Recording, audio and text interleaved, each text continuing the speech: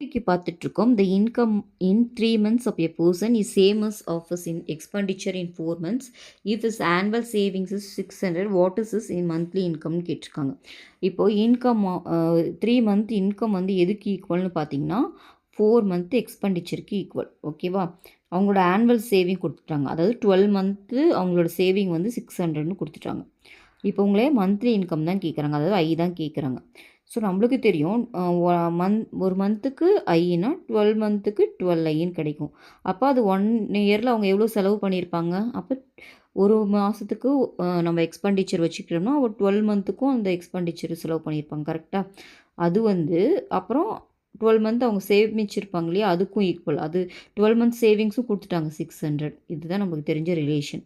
So இதுலேருந்து நம்ம ஐ கண்டுபிடிக்கணும். ஓகேவா? இப்போ இதை நான் 3ஆல் டிவைட் பண்ணுறேன். இப்போ இங்கே என்ன ஆகும்? 3ஆல் டிவைட் பண்ணிங்கன்னா 4i is equal to 4e is equal to இங்கே என்ன ஆகிடும்? 200ன்னு ஆகும். எனக்கு 4 மந்த் எக்ஸ்பெண்டிச்சர் எதுக்கு ஈக்குவலாக இருக்குன்னு அவங்க கொடுத்துட்டாங்க. என்னது அது? 3 மந்த் இன்கம்க்கு ஈக்குவலாக இருக்குன்னு சொல்லிட்டாங்க. அப்போ இது இந்த சைடு வந்துச்சுன்னா 4 மந்த்தில் 3 மந்த்ஸ் போச்சுன்னா 1 மந்த் ஆகும். அப்போது 200ன்னு ஆகும். அதுதான் அவங்க கேட்குறாங்க. ஒரு மந்த் இன்கம் தான் கேட்குறாங்க. அதை நம்ம ஃபைன் பண்ணுறோம். 200 தான் இந்த சம்மோட ஆன்சர்.